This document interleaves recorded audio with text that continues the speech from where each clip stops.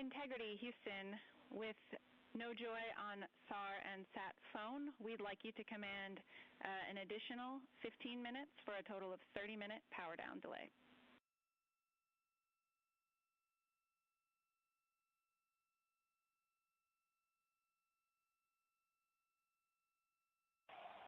All right, Jackie, we have selected T/D+30.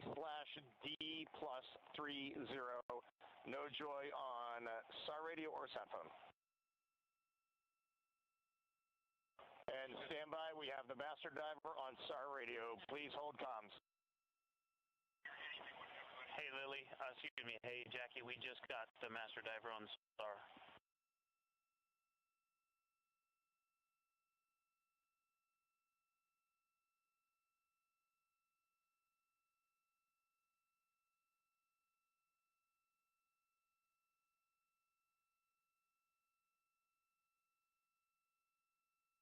A good view of one of the fast boats. Integrity, Houston, if you are happy with your comm with Master Diver, you can go back to the 15-minute power down.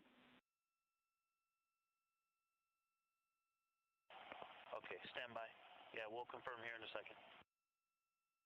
The crew on board Integrity coordinating with the flight control team in Houston here in Mission Control on the timing of the power down of the vehicle, which will be the precursor to the recovery teams approaching the spacecraft. There are no issues with Integrity. We've had a bit of broken capability in establishing a SARSAT or satellite phone communications capability between the crew on board Integrity and the recovery team. That will get sorted out here shortly. There's plenty of cooling on board Integrity, so there's no rush to begin the power down. I'm trying to call you on the sat phone and not getting an answer there either. Concur. We haven't had anything come through.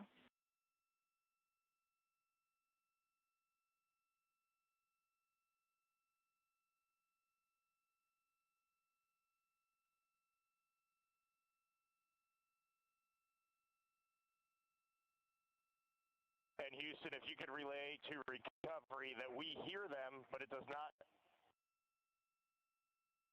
appear as though they are hearing us.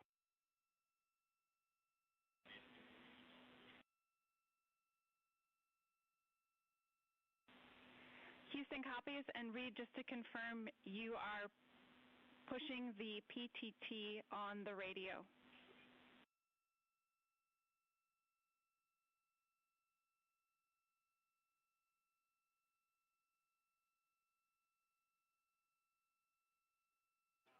So as we continue to sort out the communications between Integrity and the recovery teams, we are standing by for the initiation of the power down procedures that, as you see, the recovery teams are moving towards the side of the capsule. The next major event will be the erection of that large inflatable raft called the front porch. That will be the port of call for the crew as they're being extracted one by one from the vehicle.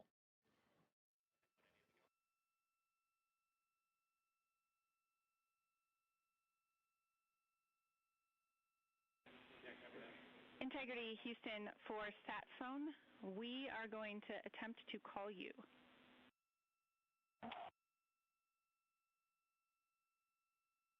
Good idea, standing by. And Jackie, yes, we are pushing the push to talk, the two buttons on the left side of the radio below the up-down arrows. We are utilizing them. I'm rebooting the radio to see if we get good comms. Okay, we copy all, and just to confirm, you are seeing that you're touchdown plus 3030 for power, correct? That's affirmative.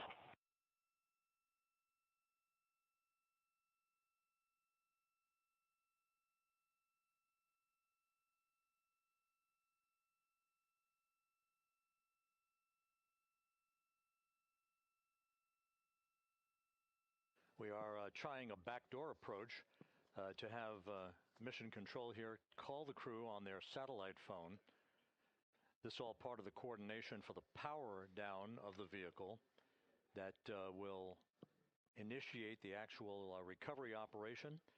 The first boats with the Navy divers on board are standing by, waiting to close in on Integrity to begin the process of erecting the large inflatable raft that's called the front porch that will be where the astronauts are extracted from so that they can have a few minutes to get their land legs back before they're hoisted aboard the Navy helicopters for the flight back to the deck of the USS John P. Murtha. Cannot reply.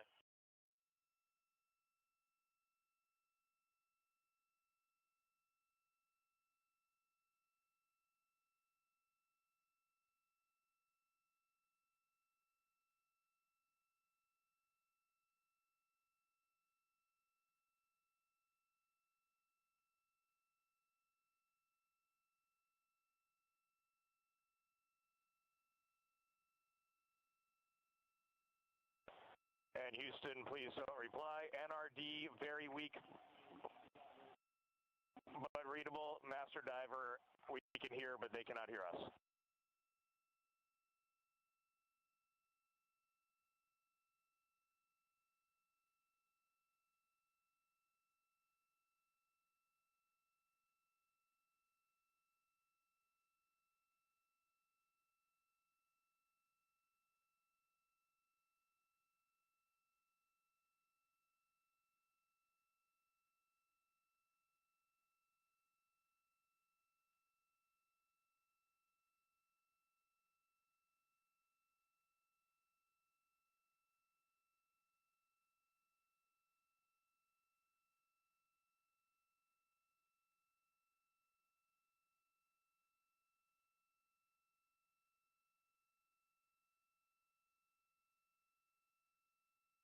And Houston on OE1, is there any chance to tie us into NRD?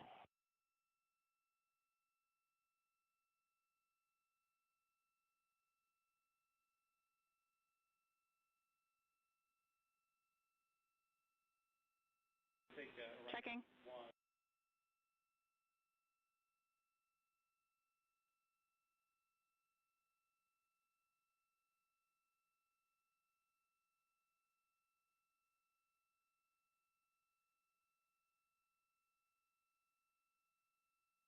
This is Mission Control, Houston. While we stand by for the establishment of communications between Integrity and the recovery team that is basically standing by very close to the spacecraft, we're going to go to the deck of the USS John P. Murtha, where Megan Cruz is standing by with Administrator Jared Isaacman.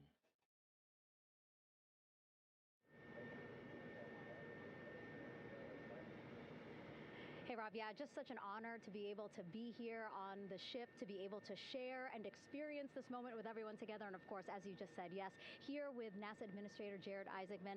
Administrator, how did you feel getting to witness this and seeing NASA at its best? Oh, I mean, I'm honestly, I'm still at a loss for words. I mean, you know, like the childhood Jared right now can't believe what I just saw. I mean, almost been waiting my whole lifetime to see this, and then it's NASA Administrator. I just couldn't be more proud of the entire workforce, the years, the effort, the late nights, all the hard work from across the country that contributed to this incredible moment right now. And yeah, incredibly grateful too for our teams here on the John P. Murtha right now. Yeah, look at them behind us here. Got everybody. Hey, what do you guys think? We just brought some astronauts back from the moon, huh?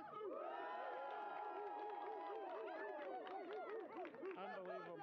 Thank you. Yeah, so grateful to the Navy, the sailors that are here, the NASA teams. I mean, this is a joint effort that's on their way right now. These recovery forces are getting out to our Orion spacecraft, to Integrity, get our astronauts back on the ship safely. Yeah, and this is not just an accomplishment for NASA. This is an accomplishment for humanity. Again, a historic mission to the moon and back. How does this make you feel, and what do you hope people take away from this? Well, I'll tell you, you know, I think about the crew members that we've all had an opportunity to observe over the last 10 days, right? I mean, they're absolutely professional astronauts. I mean, wonderful communicators, almost poets. But then I think these were the ambassadors from humanity to the stars that we sent out there right now. And I can't imagine a better crew than the Artemis II crew that just completed a perfect mission right now. So yes, it's a huge moment for everybody, right? I mean, we are back in the business of sending astronauts to the moon, bringing them back safely, and to set up for a series more. I mean, this is not a once in a lifetime, which you hear sometimes around here. It's like, this was a once in a lifetime. No, it's not. This is just the beginning. We are going to get back into doing this with frequency, sending missions to the moon until we land on it in 2028 and start building our base. Yeah, are we going to build on the momentum for Artemis 3? I mean, it's just around the corner. Absolutely. So, I mean, that's, part of me too. Like, I can't wait to get the crew off of Integrity right now, but also getting Integrity back on this ship so we can start taking a look at it, because all that data is so precious to us right now.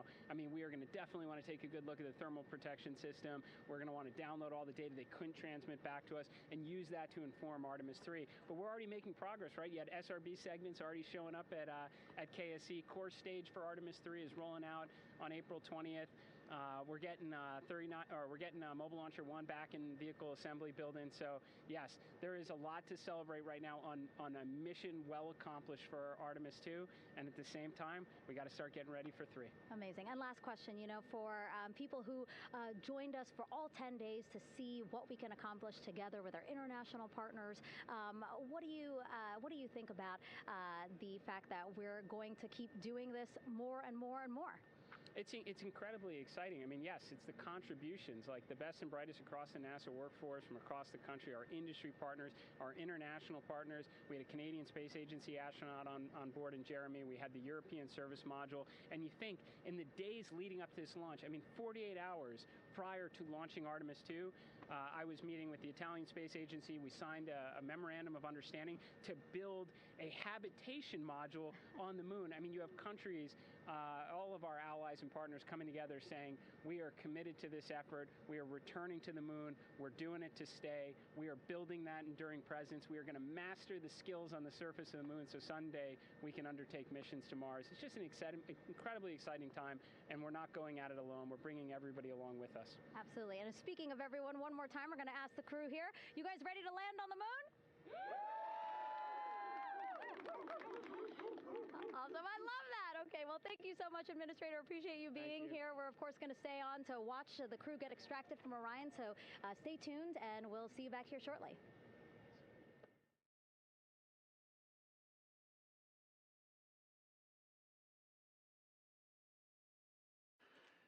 Thank you, Megan, and thank you, Administrator Isaacman.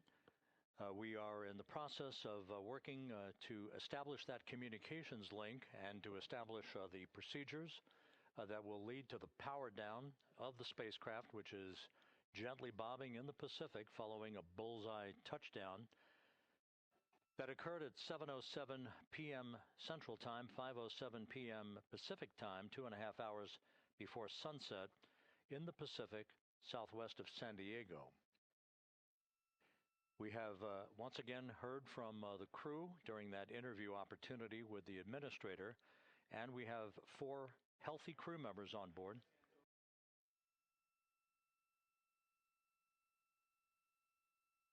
We now have confirmation that the vehicle has been powered down as per the procedures. So we have vehicle powered down, and the flight control team here in Houston, Flight Director Rick Henfling, has handed over mission authority to the Exploration Ground Systems team out in the Pacific. Now, we will physically not get off console with this team until the crew has been extracted into the front porch, that inflatable raft that will be erected along the side hatch of Integrity. So we're standing by for that in the next step in the recovery procedures. But everything is in great shape, and we have 4 healthy crew members on board the vehicle.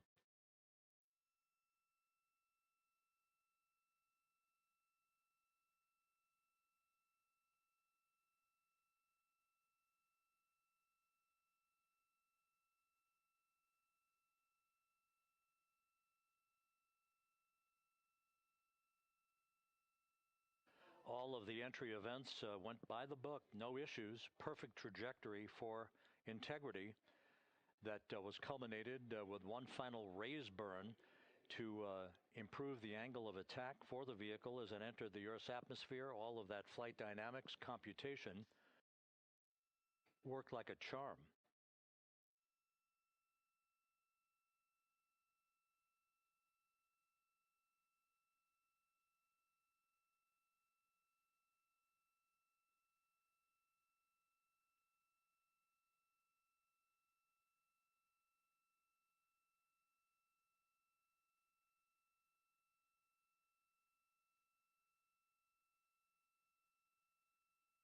So we are standing by for the recovery team to approach Integrity and begin the process of erecting that inflatable raft called the front porch, which will see the crew members be extracted from the hatch of Orion into that inflatable raft before they're hoisted aboard two Navy helicopters in a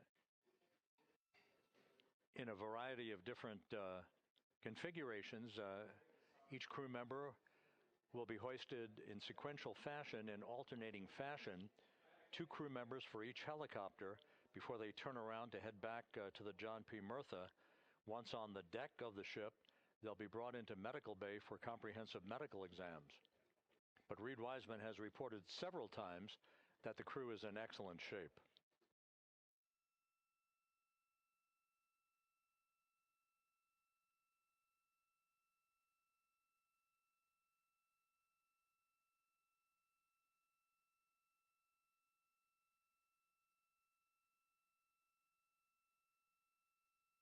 So just to recap, it has been some 26 and a half minutes since the splashdown of Integrity in the Pacific. The vehicle is in excellent shape. It performed like a champ all the way down through the Earth's atmosphere. All of the vehicle functions were checked off in excellent trip hammer fashion. The parachutes all deployed as planned. Splashdown occurring at 7:07 p.m. Central Time, 5:07 p.m. Pacific Time.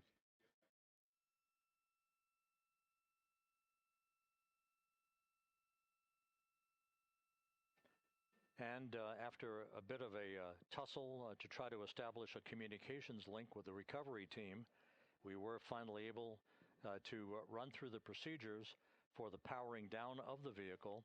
We've handed over mission authority to the Exploration Ground Systems folks out in the Pacific, and the recovery team will be approaching the vehicle shortly to erect the inflatable raft called the front porch before opening the hatch to Integrity to bring the crew members onto that raft before they're hoisted onto two Navy helicopters, two crew members for each helicopter, before they're flown back to the deck of the USS John P. Murtha.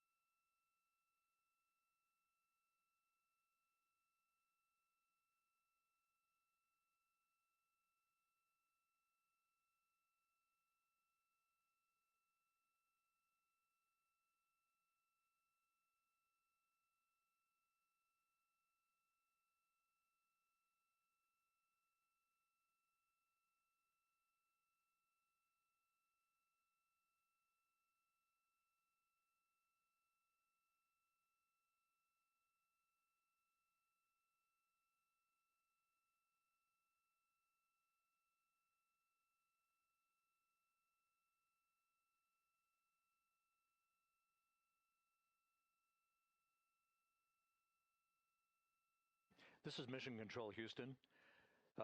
After talking to the flight dynamics folks, we have a bit of a refinement on the splashdown time for you. Their computation shows a splashdown time of 7:07 and 27 seconds p.m. Central Time, 7:07 and 27 seconds p.m. Central Time.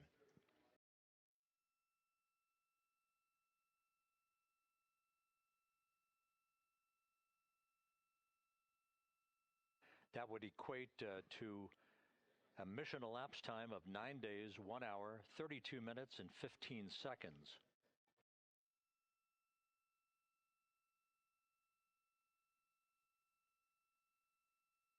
Once again, from Flight Dynamics, a splashdown time of 7:07 and 27 seconds p.m. Central Time.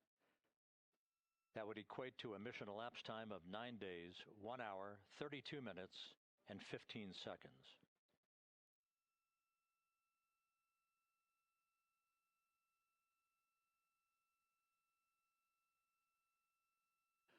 Reports from the Pacific indicate that the recovery team in communications with the crew aboard Integrity, that the crew remains in excellent shape as they await the approach of the team for a final hazard gas evaluation before they move to the side of the vehicle to erect the inflatable life raft called the front porch.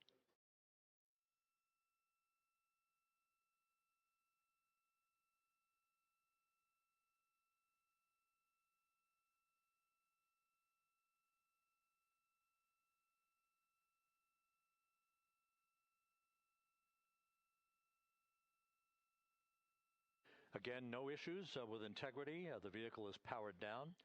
All of its systems are now safed. We have handed over mission authority to the Exploration Ground Systems folks in the Pacific, but we will not stand down and have the entry flight control team depart its positions until that inflatable raft, the front porch, is erected, the hatch open, and the crew having exited the vehicle. So that's the next step in the recovery process that will lead to the hoisting of the crew members.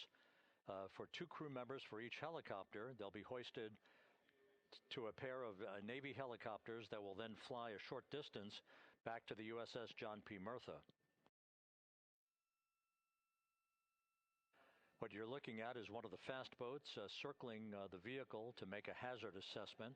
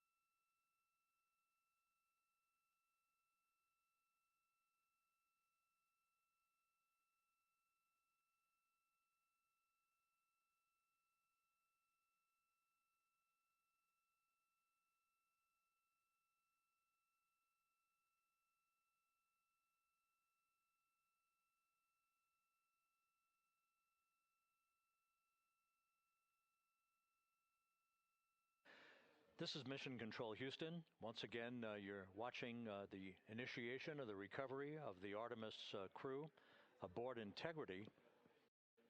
All of the Navy divers and the fast boats are now approaching the spacecraft after conducting a hazard assessment. The vehicle has been powered down. Entry Flight Director Rick Henfling now waiting for the life raft, the front porch, to be erected along the side of the vehicle so that the hatch can be opened and the crew members extracted from Integrity, soon to be hoisted one by one into a pair of Navy helicopters for a short flight back to the deck of the USS John P. Murtha. If you missed it earlier, we talked to Flight Dynamics and received a more official touchdown time or splashdown time, as it were, of 7:07 and 27 seconds p.m. Central Time, 5:07 and 27 seconds p.m. Pacific Time. That would equate to a mission elapsed time of 9 days, 1 hour, 32 minutes, and 15 seconds.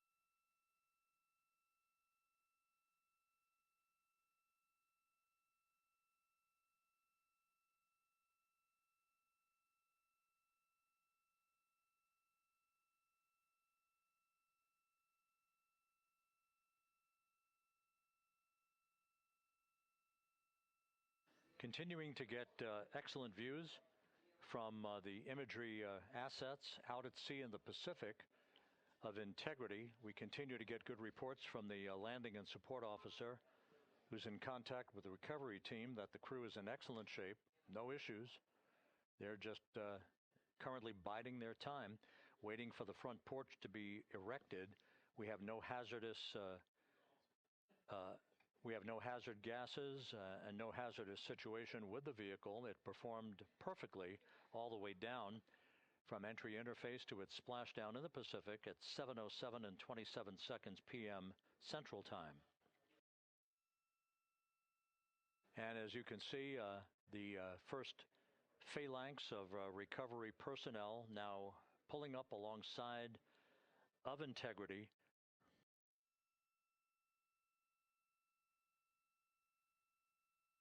This includes Navy divers, a Navy flight surgeon, and other recovery personnel who have trained for several years for this recovery process.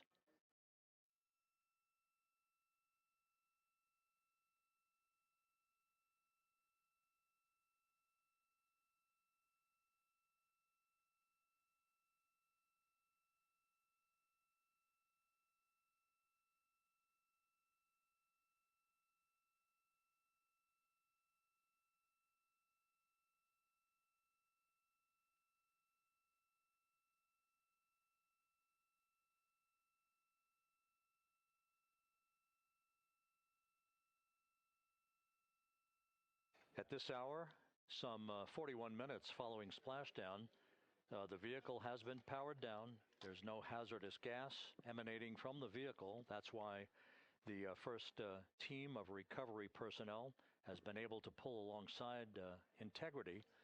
And the reports continue to come in that the 4 astronauts are in excellent shape.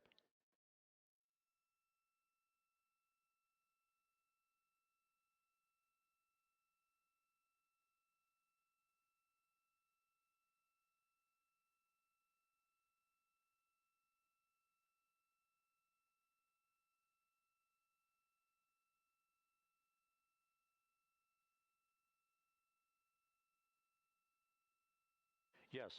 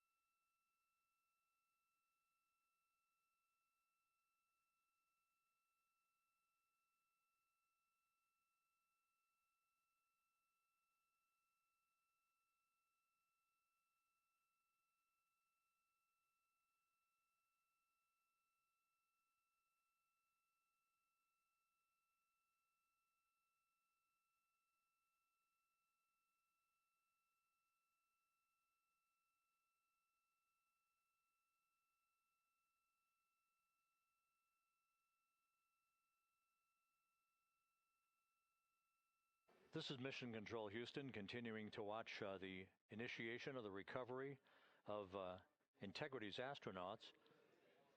One by one, they'll be brought out of the spacecraft onto a large inflatable raft just a short time from now. In the meantime, we can go back to the USS John P. Murtha, where my colleague Megan Cruz is standing by to provide her situation report. Megan, can you hear us?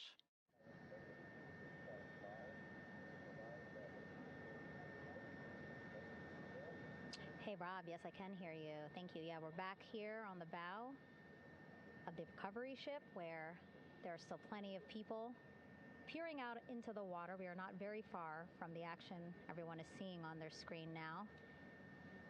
The Orion spacecraft, Integrity, in the ocean, surrounded by a number of recovery boats.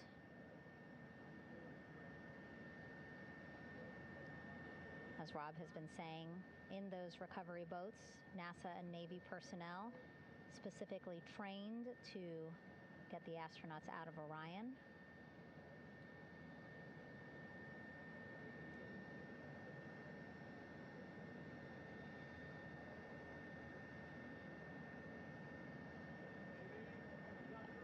In some of our wide shots, you can probably see that there are 6 boats out in the water. More than 40 people out in the water right now on those boats.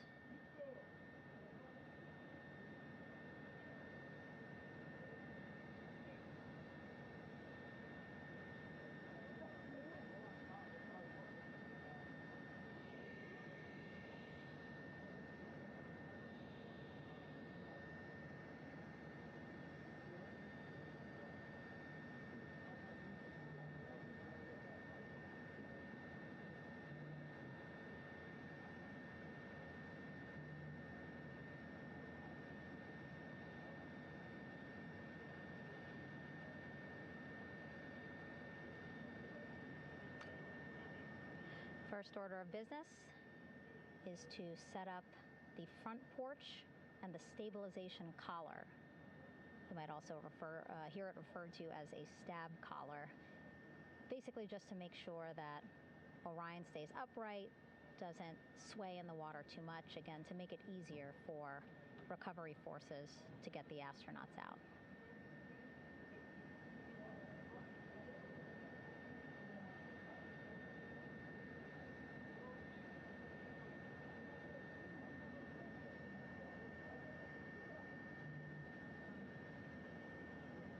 Again, we splashed down in the Pacific Ocean just after 5 p.m. Pacific time here.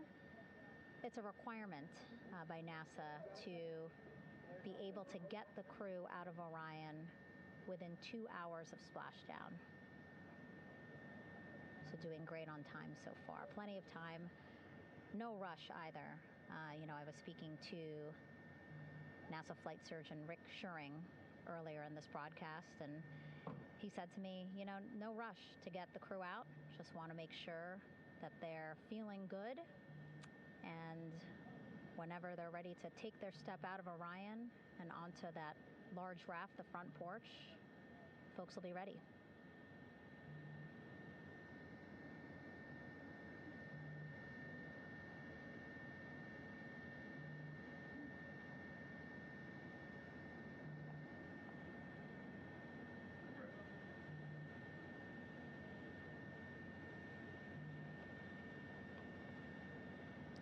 And as there are mission audio loops in Mission Control in Houston, there is a mission audio loop here on the ship, and it was just reported out that the side hatch is open. Side hatch of Integrity is open. You're getting these beautiful shots from our aerial assets. The ship itself, where I'm on, just 3,000 yards away.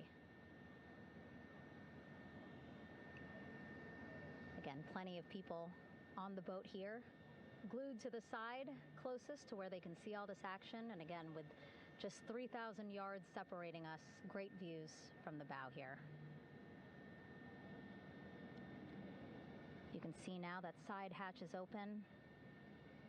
One of the Navy personnel is about to get inside there.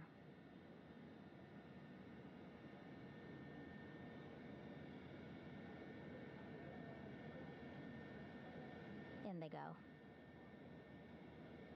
In total, 4 will go into Orion. So it'll be a little bit of a tight squeeze, but the goal is to have a recovery personnel with each astronaut assessing them.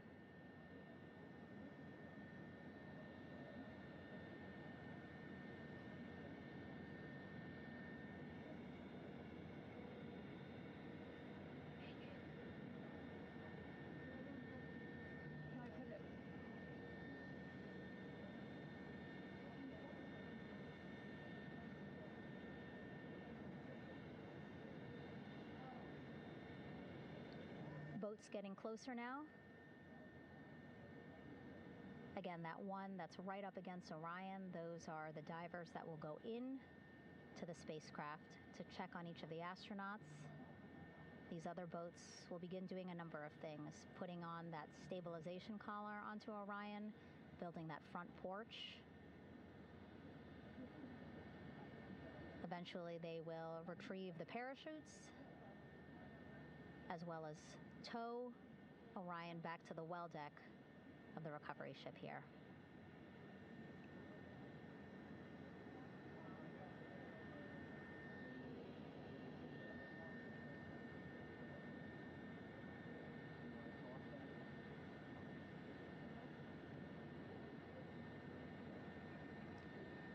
And so as we wait for the Navy and NASA personnel to get their assessment of the crew inside of Orion, why don't we toss it back to Rob for an update?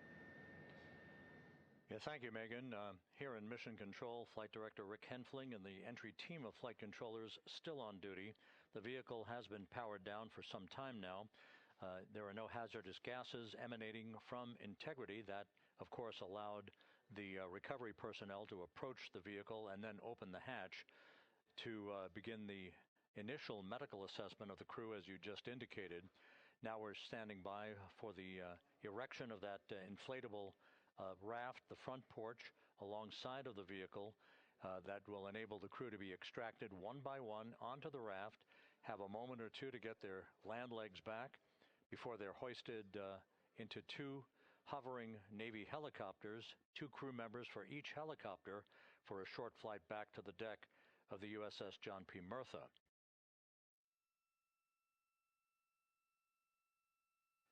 All of Integrity's systems operated flawlessly throughout the course of the approach to the Earth, the entry into the Earth's atmosphere, and all of the key milestones that followed in this high-speed return to Earth for Integrity, a mission that spanned more than 694,000 miles from the vehicle's launch from the Kennedy Space Center atop the Space Launch System back on April 1st.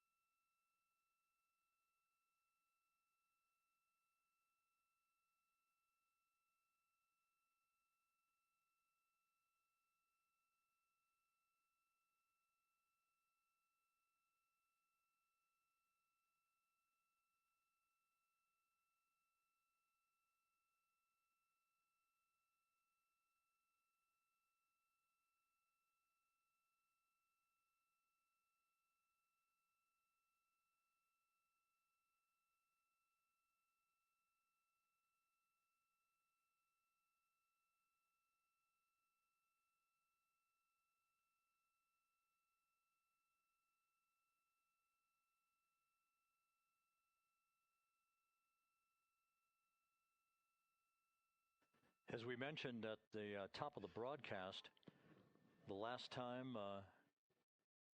that the Apollo program saw a splashdown in the Pacific was Apollo 17 back on December 19th, 1972.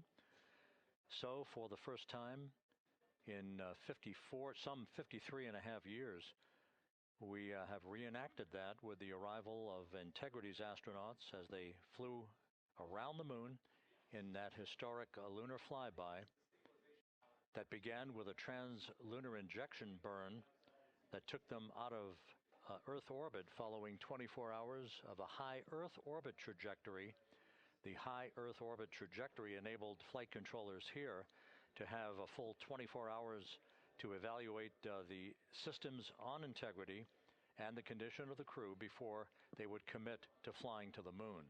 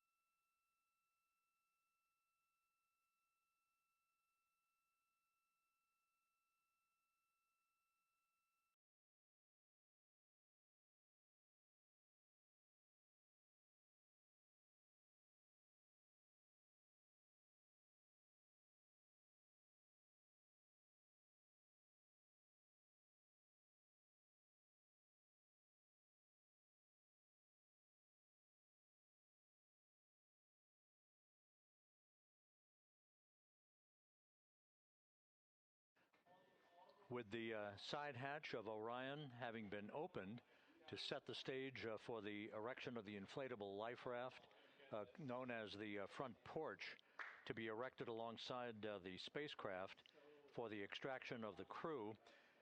Let's play for you an interview that my colleague Megan Cruz conducted on the USS John P. Murtha with Navy diver First Class David McMahon that explains how this process is unfolding. Okay, Davey, so you and some of your team, one last look over of the stabilization collar, correct? Yes, ma'am.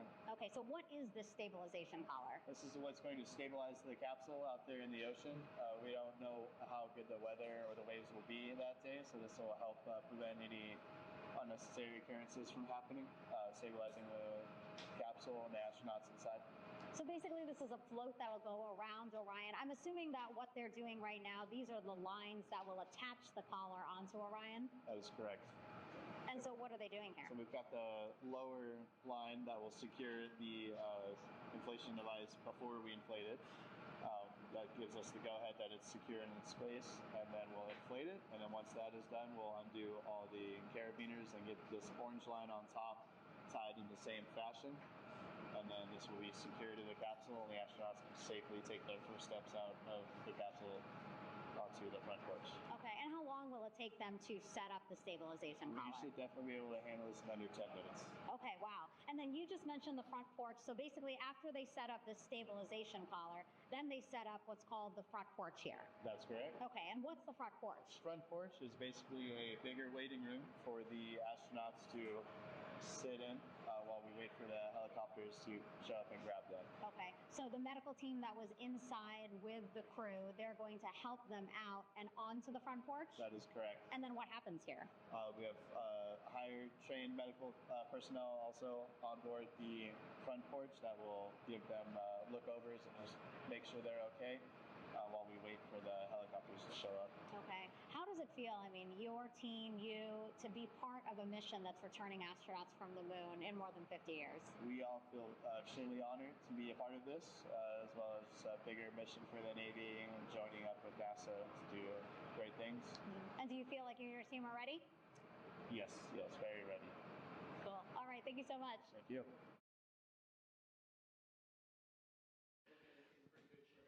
Once again, the recovery operations are continuing out in the Pacific. We shortly should see that life raft, the front porch, erected alongside the side hatch of the vehicle.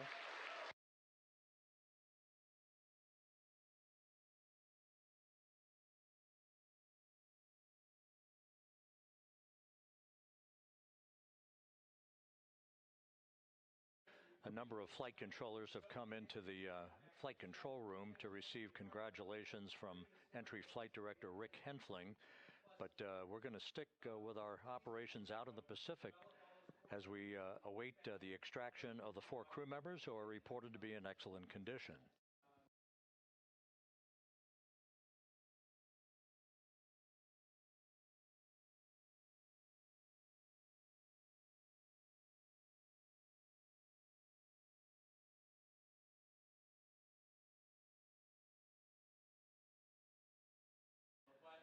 Again, while we stand by for that front porch to be erected alongside of the side hatch of the vehicle, let's go back to the USS John P. Murtha and Megan Cruz. Megan?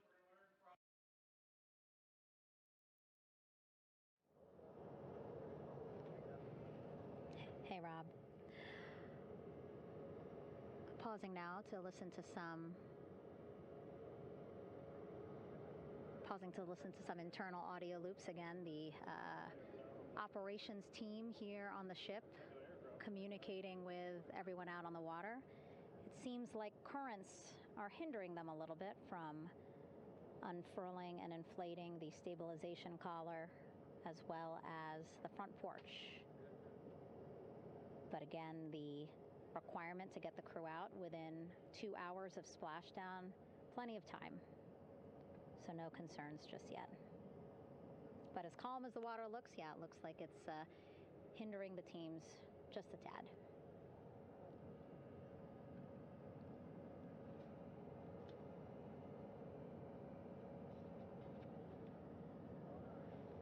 You can see in some of our shots that side hatch still open. Again, inside there are now 8 people inside. 4 divers, Navy divers, all with medical training, each assigned to an astronaut each. Making sure that they're comfortable, feeling good.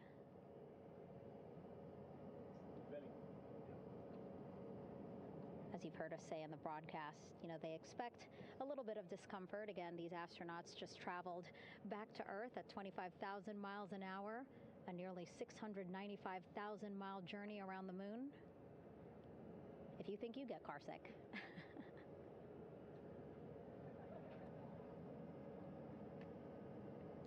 Again, 6 boats out there, lots of gear with them, just in case, right?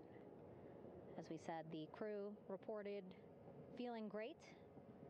But again, all those folks out there in case they weren't, right? NASA is all about making sure we think about every situation that can happen.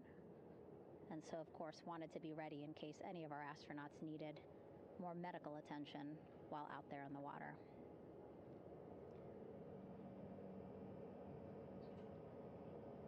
You see now teams, again, trying to set up the stabilization collar and front porch for the crew to get out of Orion. They need both, right? The stabilization collar will keep Orion from swaying as you see it is doing now.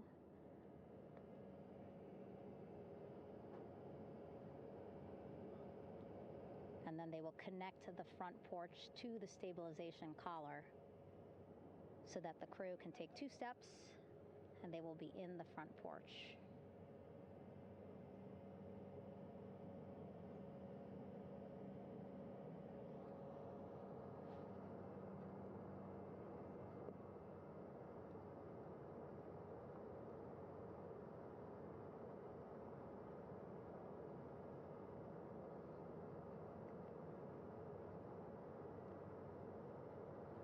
Not a lot of chatter on the mission audio loops. That's a good thing.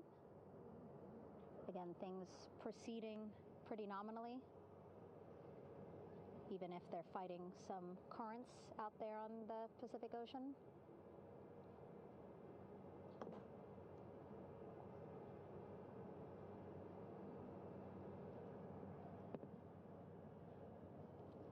Again, the goal, setting up the stabilization collar and the front porch so that the crew can rest comfortably in the front porch, get placed into harnesses so that 2 helicopters can lift them off the front porch and onto the USS John Murtha here.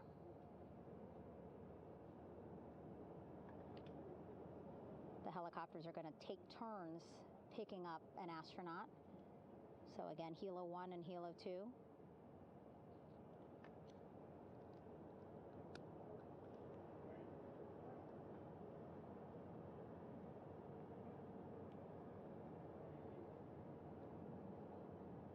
Okay, and the recovery team here on the ship just got a report from the undersea medical officer who is inside the capsule with the crew.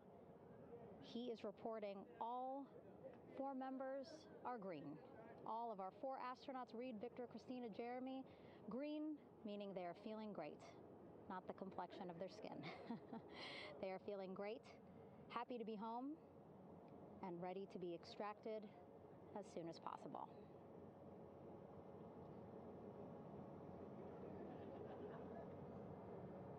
And so, as I was saying, we have 2 helicopters circling the activity you're seeing on the water right now.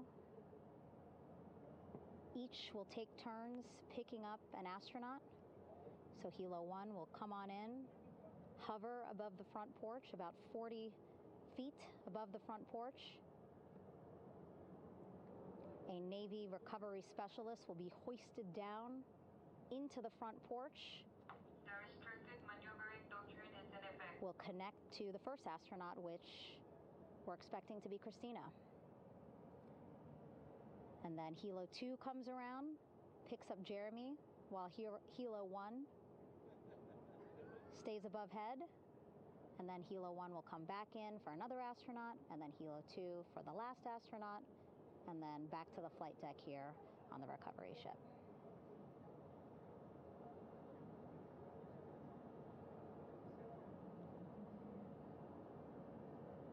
I was talking to Assistant Artemis Recovery Director Paul Sierpinski. He said helos are a much quicker, safer way to get on board. They did actually consider boats, but then if you think about it, longer time, the crew would have to move through more of the ship. This way the helos will give a more direct, quicker route to the medical bay for our 4 astronauts.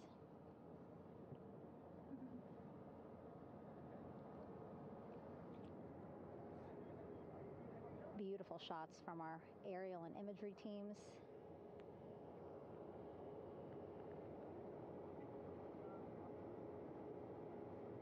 Clouds have dissipated for a clear view from the bow of the recovery ship here.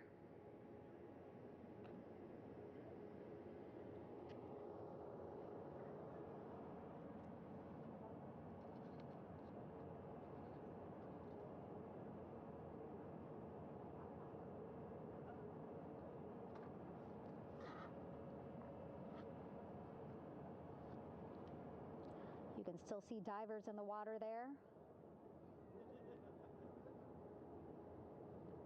Encircling Orion, that is that stabilization collar we've been telling you about.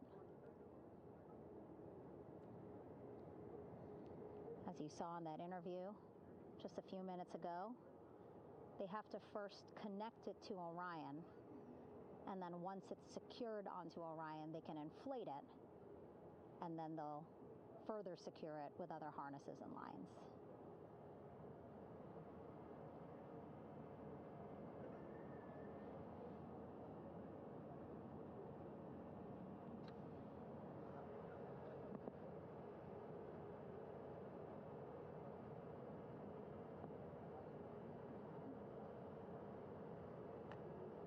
About an hour and 10 minutes since splashdown in the Pacific Ocean here.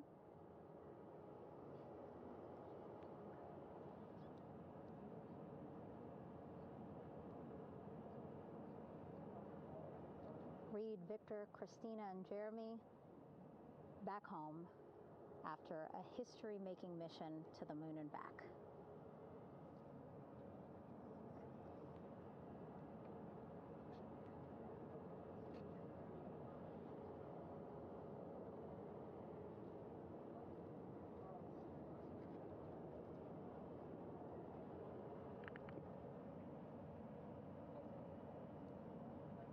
And if you missed what we said just a couple of minutes ago, the undersea medical officer inside with the crew in Orion, reporting all 4 crew members feeling great.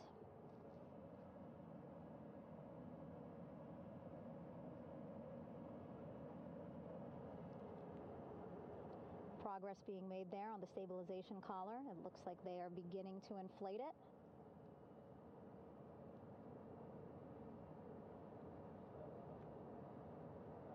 And it looks like they're starting to unfold the front porch in order to get that into the water here shortly and inflate that as well.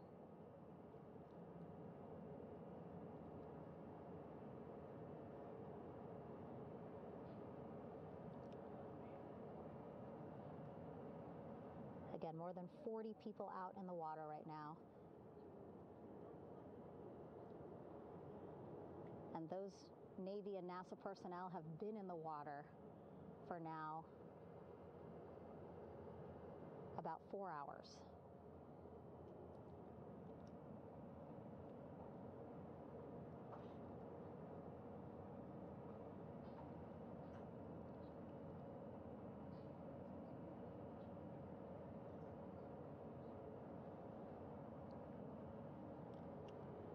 The reason why they had to get out so early is just to stage everything.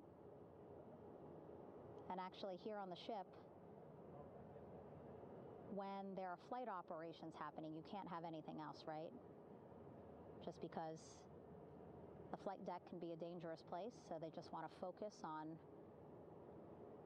planes coming and going from the ship, so that's why they wanted to get the boats in the water to make sure that they have all the time they needed for the flight ops.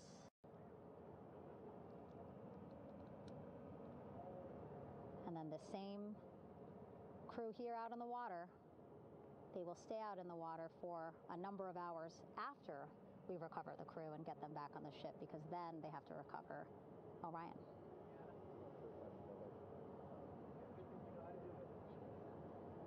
All right, that stabilization collar looking good around Orion.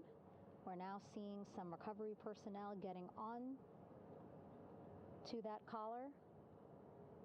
Again, they need to further attach it to Orion to make sure that it can really prop up the spacecraft. It's basically lifting it up off of the water just a tad.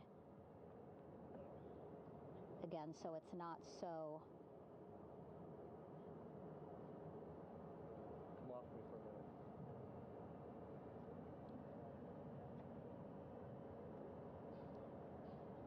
so it doesn't sway so much in the water there.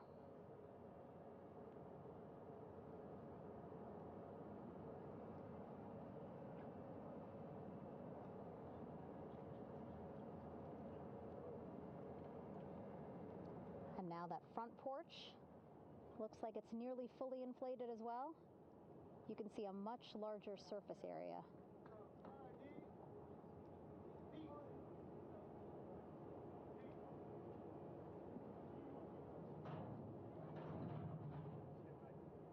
And so once the crew get out of Orion, they can stretch their legs a little bit on this front porch, get some fresh air.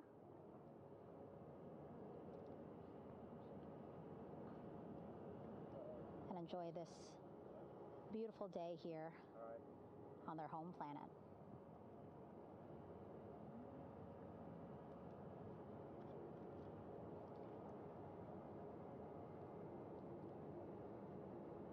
It appears teams now are about to connect the front porch to the stabilization collar.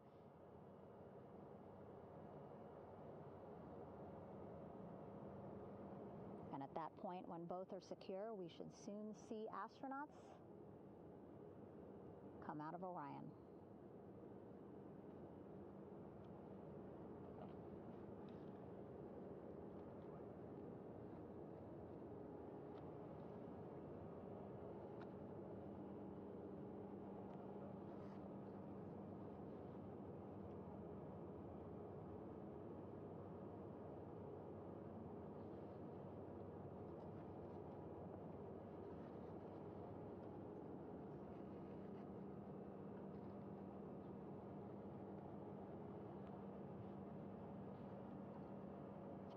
All these views you see also being fed to the Landing Force Operations Center here on the ship.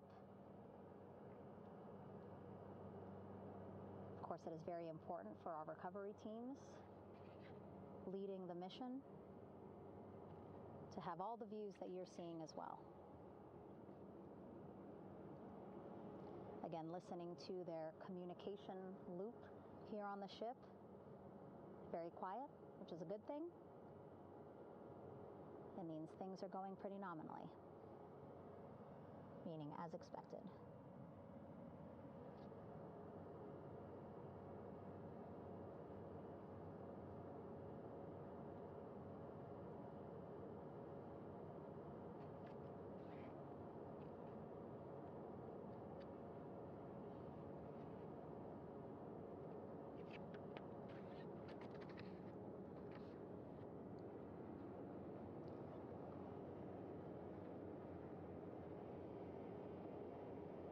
Again, all this activity happening just 3,000 yards away from the ship.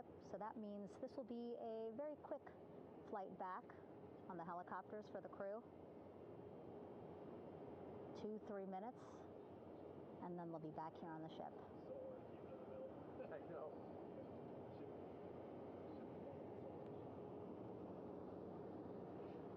Okay, saw a thumbs up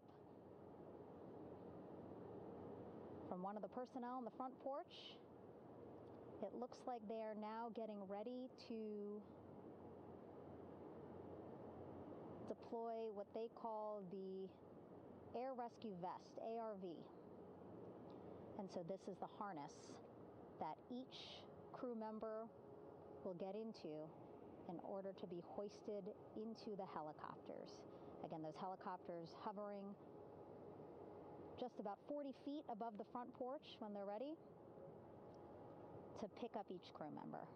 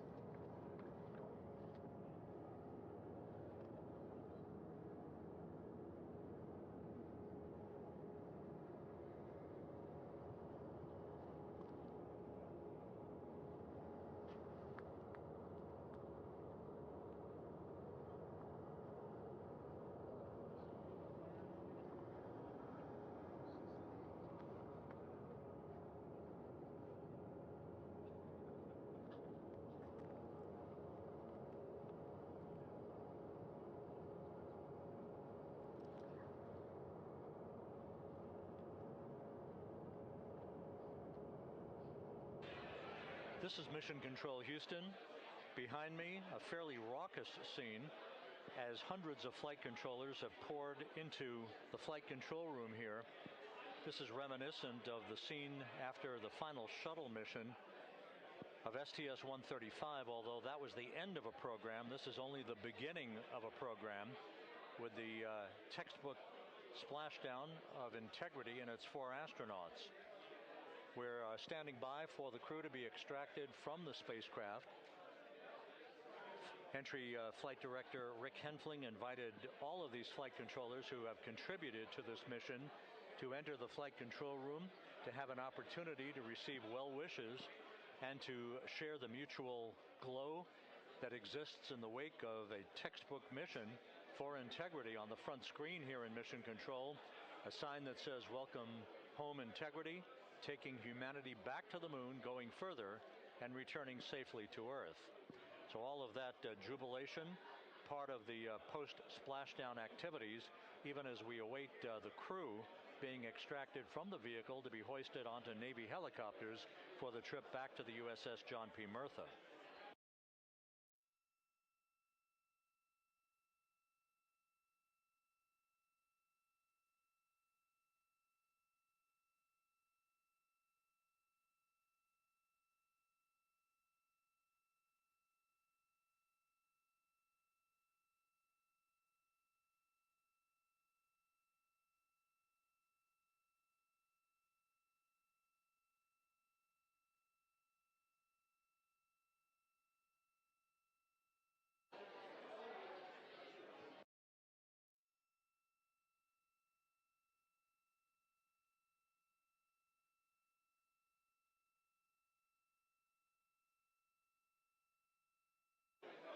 Once again here in Mission Control, this view of the Artemis Flight Control Room, known as the White Flight Control Room. This is the old shuttle flight control room, and now is the home of Artemis missions to the moon and beyond. Once again, quite a few flight controllers were invited in by Entry Flight Director Rick Henfling to share in the jubilation following the successful splashdown of Integrity. That splashdown occurring an hour and 22 minutes ago, as we stand by for the completion of the extraction of the crew, and ultimately they're hoisting onto Navy helicopters for a short flight back to the USS John P. Murtha. Splashdown occurred at 7:07 and 27 seconds p.m. Central Time. I had an opportunity to talk to the head of Flight Dynamics, Jeff Birch, a moment or two ago. He said the trajectory of Integrity coming through the Earth's atmosphere was so precise, they've never seen anything line up on a ground track like today's entry by Integrity for its splashdown southwest of San Diego.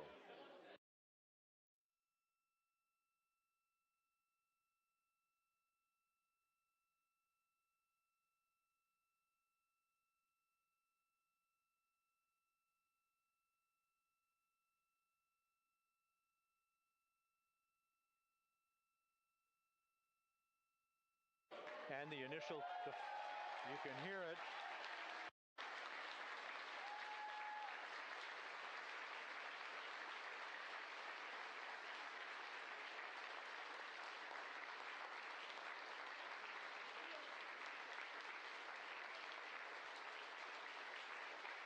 Jubilation here in the flight control room. The first crew member is out of Integrity.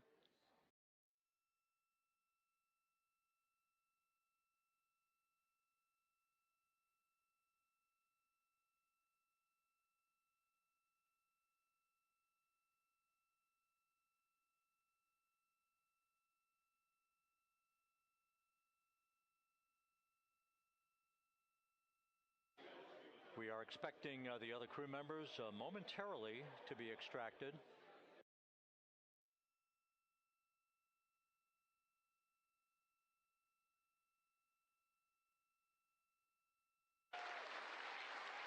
We now have 2 crew members out.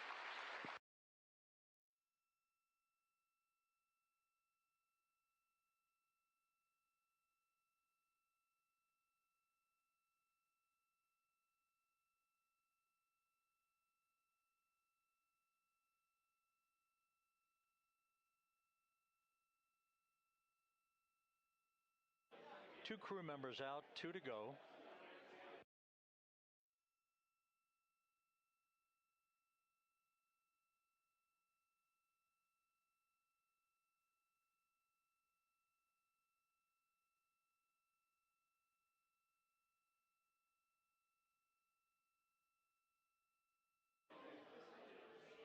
We're about 1 hour from sunset out in the Pacific. Everything continues to go well. Integrity's systems function perfectly during its entry back to Earth. And Reed Wiseman, the commander who will be last out of the vehicle, reported that all the crew members were feeling very well.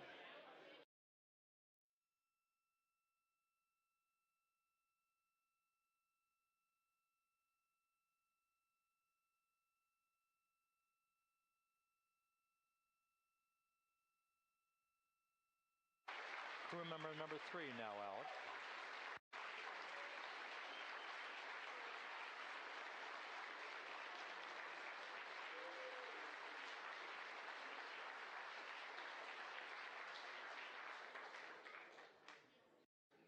And now standing by for the commander, Reed Wiseman, who will be last out of his ship. Bobbing in the Pacific under almost ideal conditions, Integrity spanned 694,000 miles during its journey from launch to splashdown.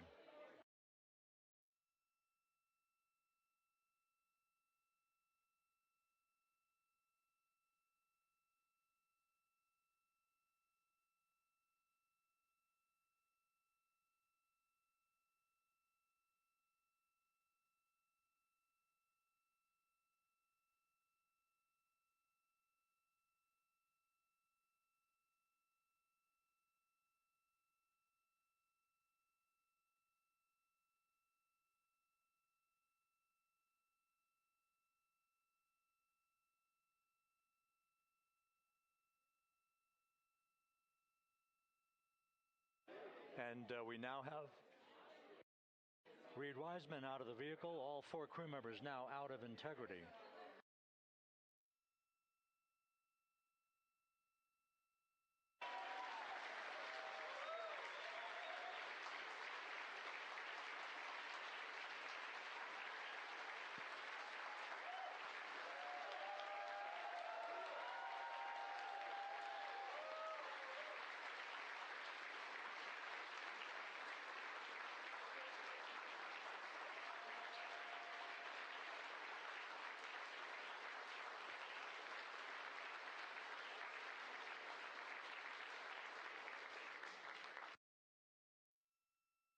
Once again, all 4 crew members now on the front porch, and the procedure to begin hoisting them up to these 2 Navy helicopters hovering overhead will begin shortly.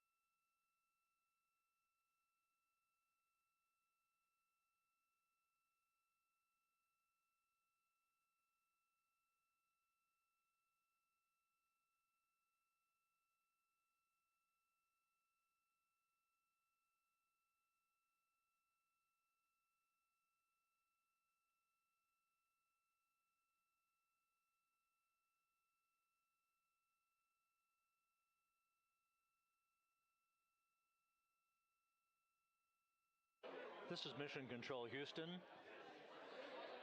The mission is over, but the melody lingers on as jubilation continues here in the flight control room. We should be expecting NASA's Associate Administrator, Amit Kshatriya, to be joining us shortly for a short interview while the recovery operations continue out in the Pacific.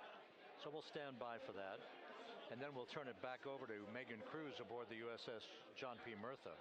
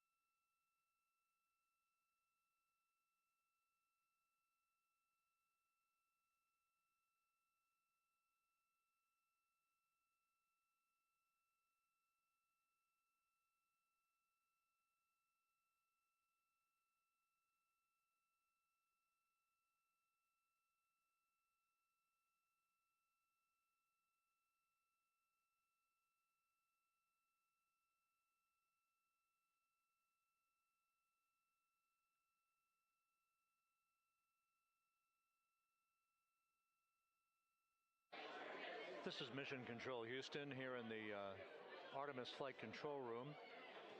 A number of flight controllers basking in the glory of the successful end of this mission that carried 4 astronauts around the moon on a lunar flyby, and the first test flight of Orion with crew members on board.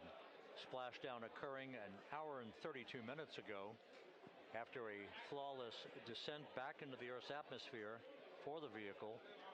Its 4 crew members in good shape, simply enjoying their time right now on the front porch, as it were, the inflatable raft alongside of their Integrity spacecraft. We're expecting Amit Kshatriya, the NASA Associate Administrator, to join us here momentarily for a brief interview before we turn it back over to Megan Cruz aboard the USS John P. Murtha, the recovery ship.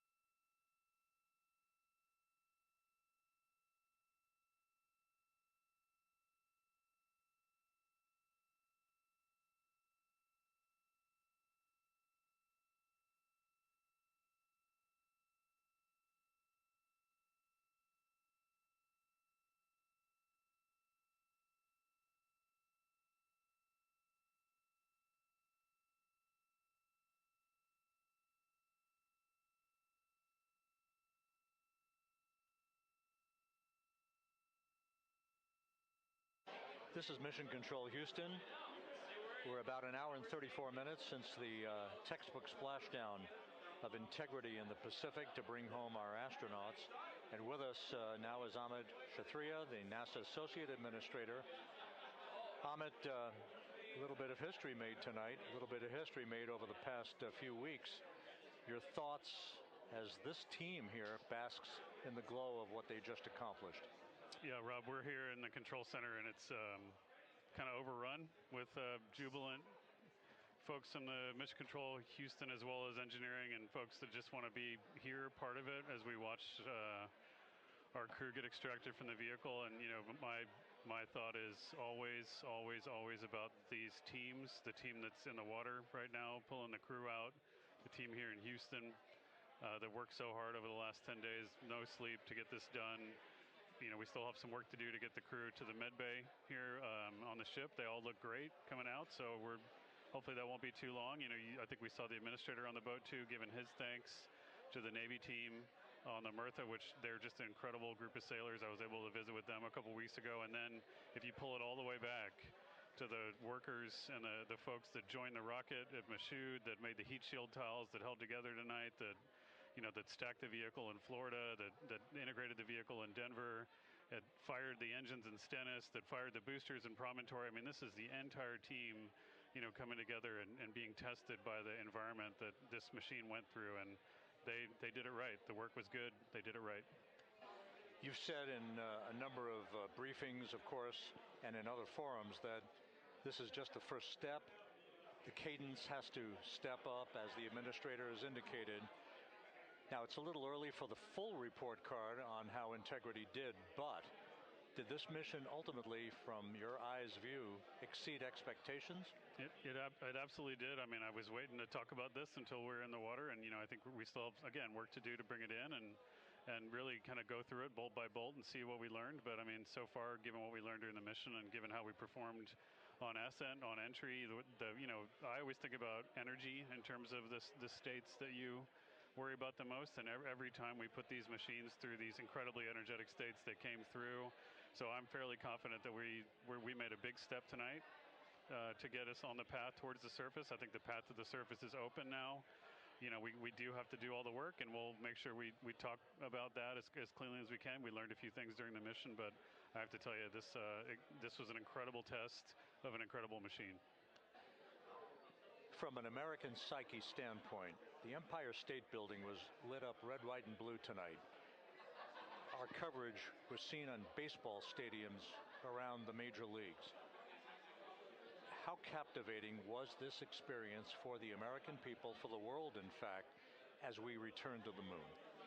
I have not been able to watch a lot of the coverage as we've progressed through the mission. I will tell you, just from my witness in Florida before launch, and then seeing the people's faces here, and then reading where I can about how things are going. I think this has been a gift to the world from NASA. NASA has given the world a gift, proving to folks all over the place, especially young people, and that to me is what this is really about. Young people, when they see what we can do when we work together, when we have teams that collaborate, that it doesn't matter how hard the problems are, we can solve them. I'm hopeful that Artemis 2, as folks witness what we were able to do with this incredible crew, this incredible team that we've birthed into the world, scientists and engineers and artists that have been inspired by this. And even if they don't come work in the program, which separately they should come work in the program because Lord knows we need the help, but even if they don't want to come work in the program, hopefully they grow up to recognize they can do amazing things when they work together and contribute to society and be good citizens and really change the way, the challenges that are coming in the world are overcomable if we work together like this. And one final question. Flying to the moon, we did it. We've done it again this past week and a half or so. But the engineering that went behind the design of this mission and the precision, the pinpoint precision of this vehicle entering that entry corridor, it's almost mind-boggling. Yeah, it is incredible when you think about the energies involved and the uncertainties involved. That when we inserted the vehicle into orbit, it was 99.2% down the middle. When we dropped the vehicle right on top of the fleet here, our guys knew exactly where to go, but the guidance was perfect. You know, it's interesting. I've got this question a lot over the last few weeks about, you know, we did this before 53 years ago, and you know that. I think, I mean, it is a reasonable thing to contemplate, like what's gone on since then. And what I'd tell you is, you know, when we did Apollo, which again, the more we learn about what they did, the more magical it seems what they were able to accomplish given the technology and the learnings that they had. But when we did Apollo, the architects of Apollo, you know, Gilbert, Seaman, von Braun, Mueller, what they really wanted to do, you know, as they were contemplating what it meant to expand our range of action to the lunar surface, what they wanted to do was learn how to live and work in space for a long time. They wanted to do that first before they were confident they could expand their range of action to the moon. Now, of course, the politics of the time and the mission at the time was different, and so they had to go straight to the moon and bring people home. And then after that, the program kind of lost its momentum. But you know, after that, NASA kept moving along those paths, right? So we recognized during Apollo that reusability was going to be important. We spent a lot of money on those machines, and you know, we spent a lot of money on these machines here. Even though, but we recognized that reusability was important, which is why we built a winged space plane called Space Shuttle, and then we used that reusable machine to build a space station. And we learned for 25 years how to live and work in space, and have been able to develop technologies that can enable exploration. So really, what I think is now, 53 years later, we're at the point where the architects of Apollo would have been pleased that we're now ready to actually go back to the moon and go back to stay, because we've learned all the things we needed to learn. There's a lot of people pleased here tonight, and we really thank you for joining us. Amit Kshatriya, NASA's Associate Administrator, as we begin to hoist the crew onto the helicopters to head back to the recovery ship. Thank you very much. Thank you, congratulations, Amit.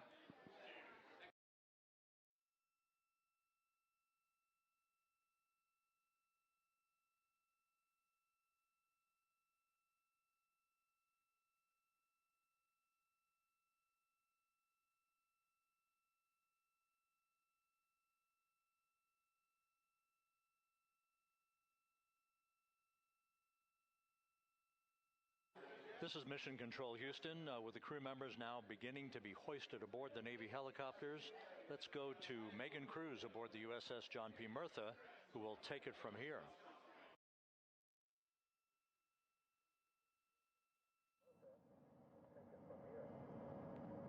Hey, Rob, yeah, back on the bow of the ship here, we are seeing the helicopters circling Orion, the first one there having just completed picking up the first astronaut.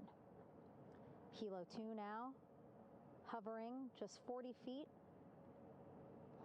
above the front porch, lowering a recovery specialist out of the helicopter. That person will touch down in the front porch just there.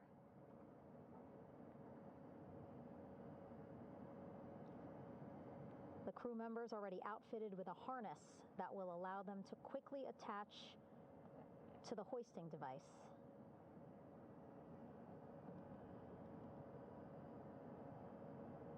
Look at the power of those blades throwing water out at the center there, the front porch, with now 3 astronauts and the recovery specialists. Again, crews already outfitted with a harness vest. And here we go. Second astronaut now off the front porch, getting hoisted into the second helicopter.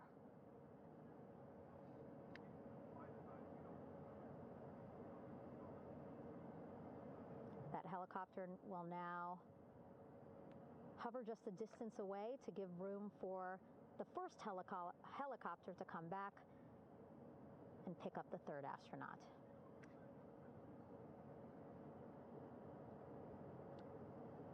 As we wait for that helicopter to come back, make its way back around, just want to mention that the President of the United States called our NASA administrator today while he was on the ship, just minutes after we interviewed him live on our coverage, and congratulated him and NASA on this history-making moment tonight. Helicopter 1 again hovering 40 feet over the front porch. We will soon see another recovery specialist getting lowered onto the front porch.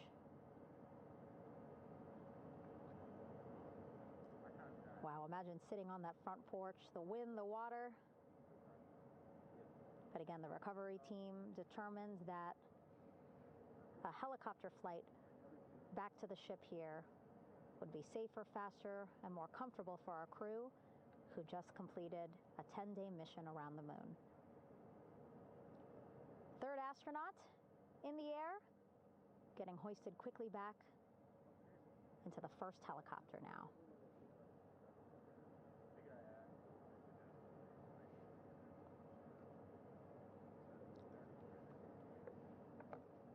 That first helicopter now on its way back to the ship here. We will soon see it land in just a few minutes.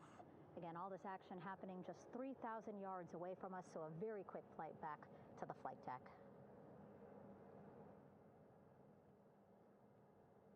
And now the only person left on the front porch, Commander Reed Wiseman.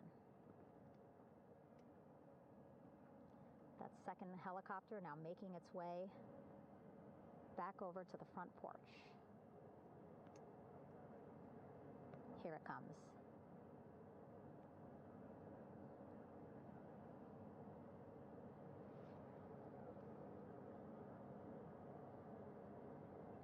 Making its final approach here.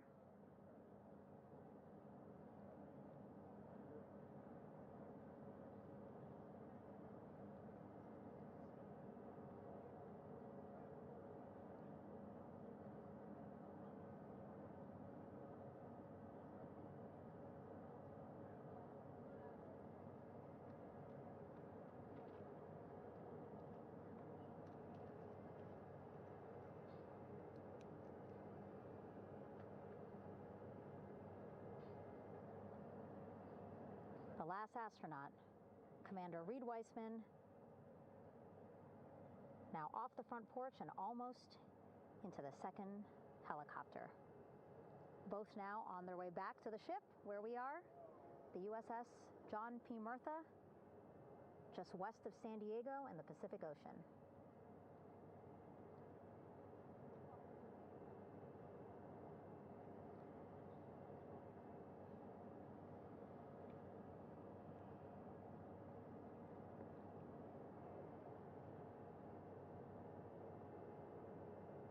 Exciting to see our 4 crew members minutes away from landing on the flight deck here on the recovery ship. 550 people on this ship, excited, ready, anxious, looking forward to welcoming this crew aboard.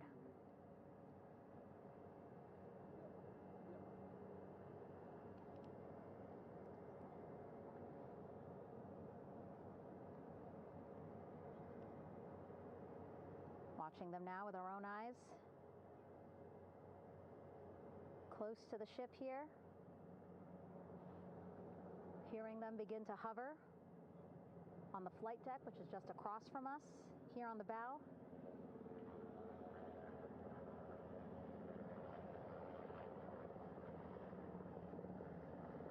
The first helicopter coming in.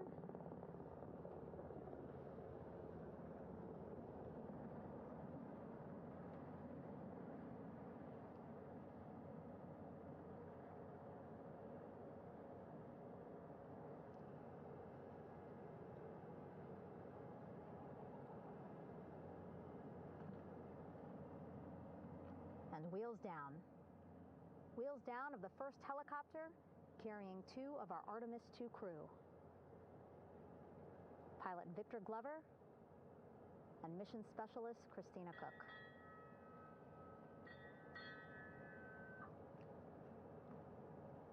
Kilo 1 on deck reported on the recovery loop. Again, the mission audio loops that the recovery team are using here to communicate with one another. And an announcement just made on the ship, integrity incoming.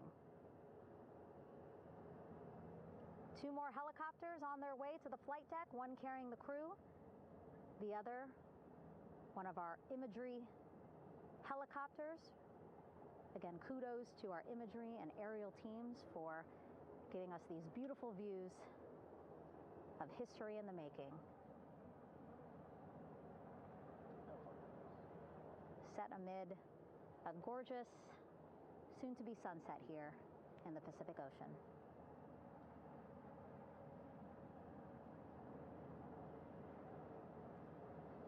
The second helicopter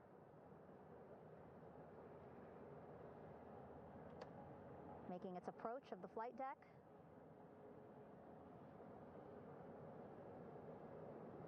Plenty of people here on the bow with their cell phones out, filming this moment.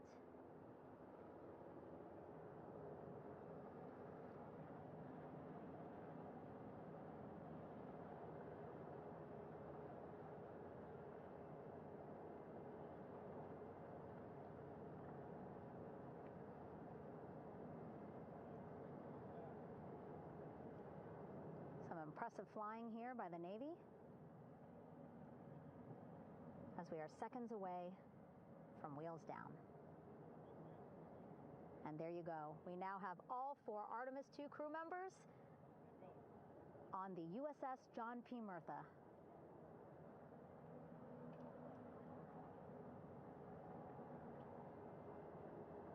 I'm sure they're happy to be out of the water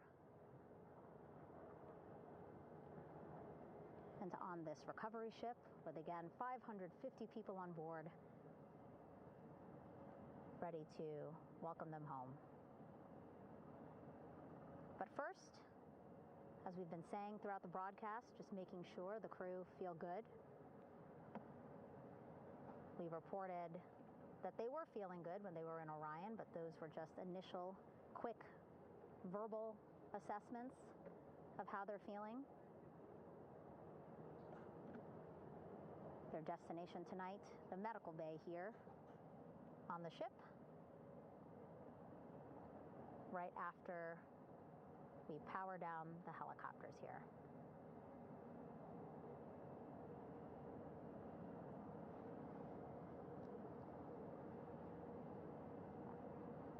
The team on the flight deck working quickly but methodically.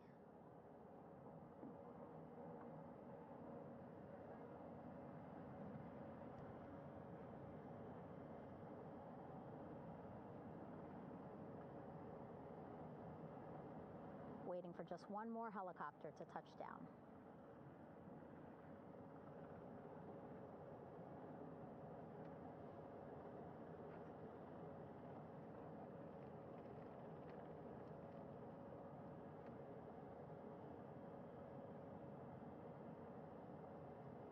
Very limited personnel here on the flight deck. Restricted maneuvering doctrine is in effect.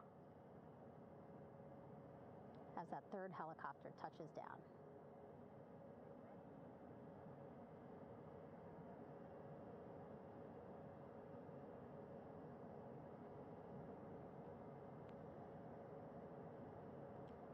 The ship is at flight quarters. Stand clear of waiter decks, aft of frame 095, where no cover stop side, thrown articles over the side, hold all trash and garbage on station. Flight quarters. While just a few folks on the flight deck itself, there are plenty more on some upper decks. I see in some of our views a very packed crowd overhead. Announcements being made over the ship's loudspeaker system, reminding folks to stay clear of operational areas like the flight deck, so that teams can work quickly to get the crew off of the helicopters and into the medical bay.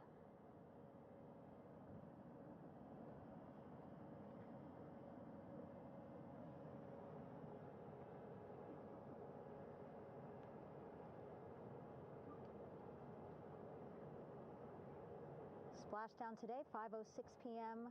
Pacific time. We are within 2 hours of that splashdown time, and already we have all 4 crew members on the flight deck of the USS John P. Murtha.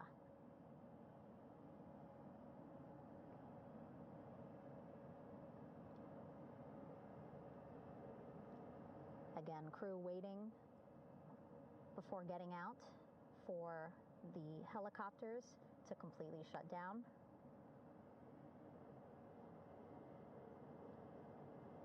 Safety, of course, very important to NASA and the U.S. military.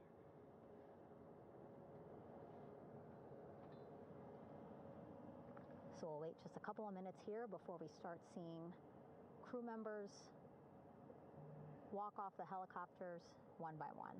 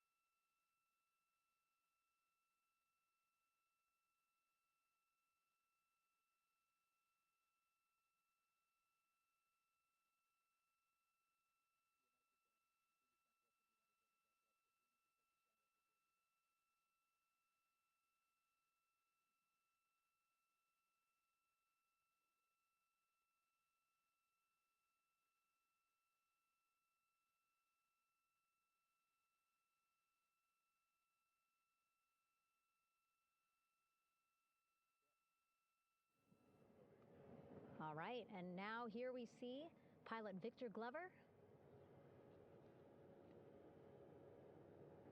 and mission specialist Christina Cook sitting on the edge of one of the helicopters, looking in great spirits. That familiar smile and laugh from Victor, I can see it from here. Christina, I'm sure, feeling the same way, just blocked a little bit by our camera here, but we'll see her here shortly. A photographer taking their pictures. Victor saluting folks on the flight deck. They look like they're in great spirits. Happy to be home, I'm sure.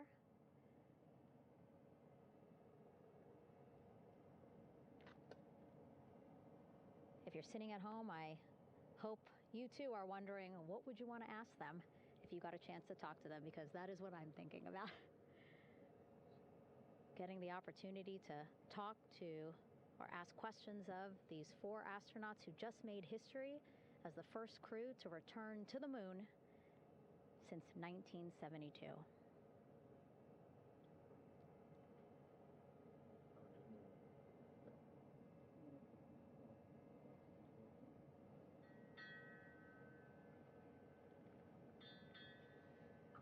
Oh, there we see Christina there, also smiling.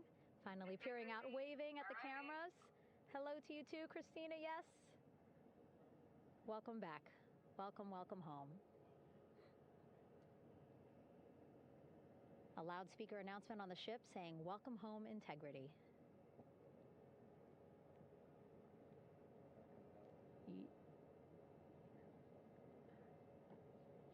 Victor in great spirits. I can't see who he's talking to, but I kind of think that he might be talking to his other 2 crew members. Shouting from across the flight deck, congratulations to one another.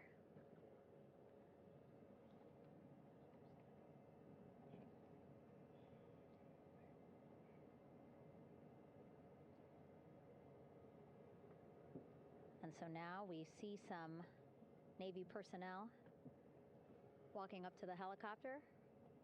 This is again the first helicopter carrying pilot Victor Glover and mission specialist Christina Cook. Both have taken off their helmets now.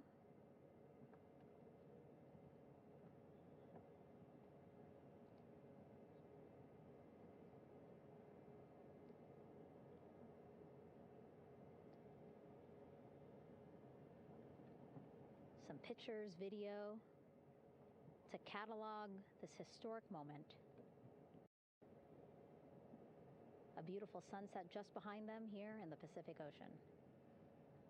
Golden hour. These pictures will be beautiful.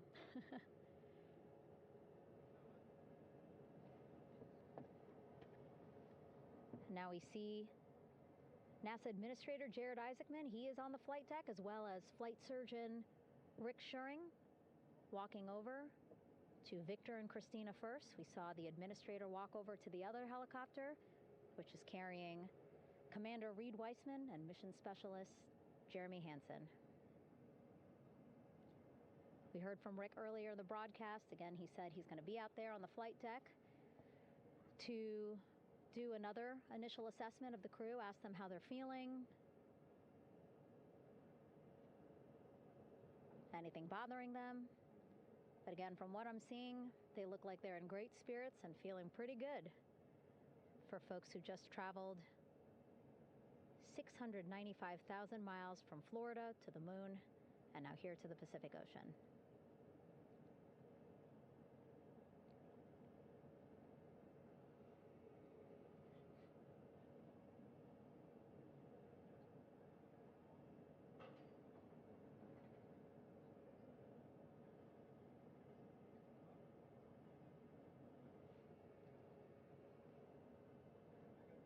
We're now seeing NASA Administrator Jared Isaacman walking across the flight deck. He had been talking to Reed and Jeremy, now approaching Victor and Christina. A hug from Victor, a hug from Christina. What a moment that we're getting to experience together.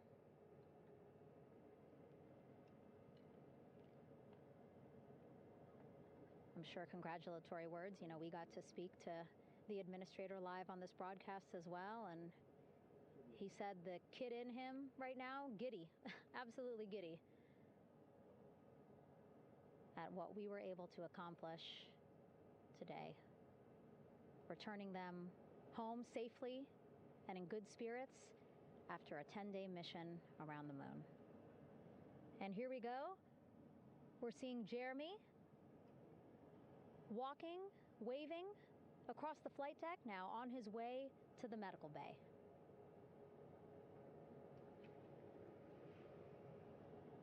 It's a short walk, less than a minute. Again, that's why the recovery team decided to use helicopters to get them on the flight deck for that short walk to medical bay. And now on the flight deck, we see the chief of the astronaut office, Scott Tingle. Rick Schuring switching places. He's going over to the other helicopter. Big hugs from Victor, Christina to Scott. Again, a gorgeous sunset setting the stage for this recovery tonight.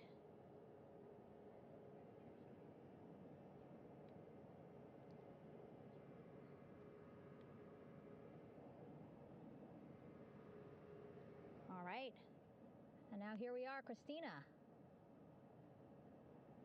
making her way, looking thankful, grateful, happy to be home.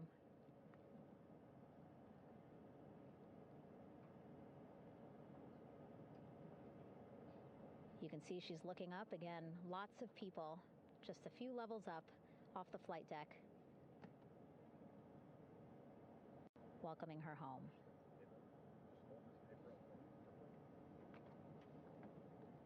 Scott holding the door like a gentleman, but back on his way to the other crew still on the flight deck.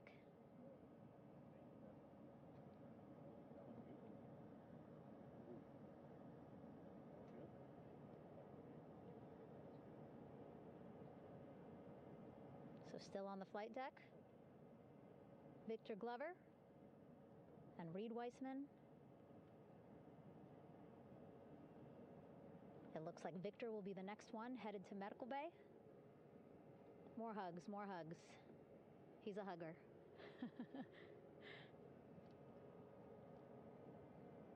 Victor looking good as he walks across the flight deck.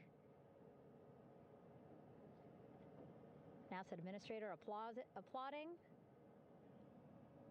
Victor applauding for all the folks on the ship with him who played a role in their safe return today.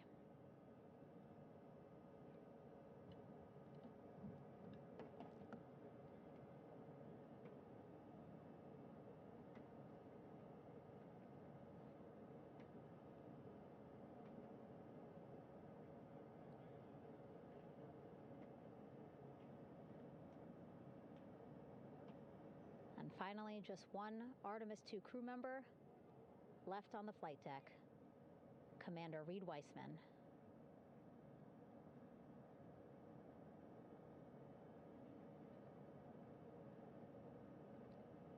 Applause from the group there on the flight deck, I'm sure, as well as on the level just above them, packed with people. Reed looking good as he takes his steps towards the medical bay.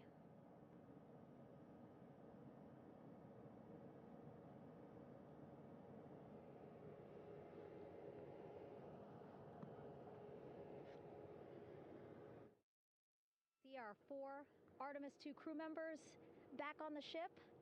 Again, now they will head into medical bay, where they will be assessed by flight surgeons from both NASA as well as the Canadian Space Agency. A more in-depth assessment. When they get to medical bay, they will each have their own nurse. They will be helped out of their suits.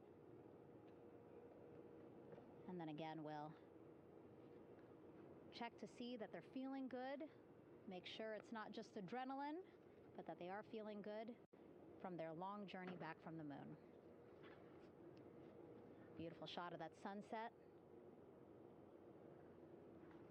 illuminating our flight deck.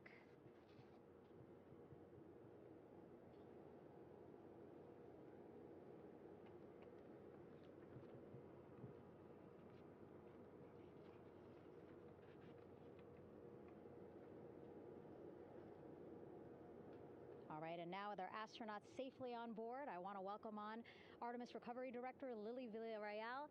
Lily, I don't know how you must be feeling right now. Ecstatic, relieved? So ecstatic, relieved. Of course, we still have to bring the capsule into the well deck of the ship, but this is a major milestone to have the crew here on the ship and in medbay. You know, our team has been preparing and working really hard, and I'm just so proud of them all. Everything went very well, just as planned. Our teammates in Houston, the flight control team was just amazing. We were able to have great conversations and communications about everything. And I don't know what else to say. I'm just so ecstatic. It's such a wonderful feeling to get to this point. Again, we still have to get the capsule, but this is huge for all of us in landing recovery, and I couldn't do this without my team, and of course the full support of the U.S. military. There's going to be lots of, high fives when we get the capsule back in, and I'm so happy that the crew's doing well, Ryan's doing well, and thank you for everybody watching. Yeah, it was great to watch the crew come back to the ship with you. How were you feeling when you were seeing them looking so happy to be home and feeling really good? You know, the funny thing is that we had video of them from inside the Orion vehicle. They were like that from the beginning. When we opened the hatch, they were already out of their seats, having a good time, waiting for us to open the hatch. And they opened the hatch, and of course we did the first medical assessment. Everybody was doing very well, and they were just having such a great time with the medical team that was inside the capsule. I think they were all taking selfies with the phones that they have, probably talking about what they saw, and it was just smiles all around. They were having such a great time. And then we put them on the front porch when we were ready to put them on the front porch. And again, you could see they were just so ecstatic to be home and talking to everybody. So we were very happy to see all of that in the control room of the LFOC. How remarkable is that? Again, if we think about their journey, the 695,000-mile journey around the moon and back, coming back at 30 times faster than the speed of sound. I mean, how remarkable is that they are in such good spirits? I mean, this is an amazing crew. I think you guys have seen it for the past 10 days. They're wonderful people, and we're so happy that they brought us along on that ride. And I can't wait to see all the additional videos and pictures that they have that, we'll get a hold of now that they're back on the ground. And I can't wait to hear how, a little more than what we saw on the press briefing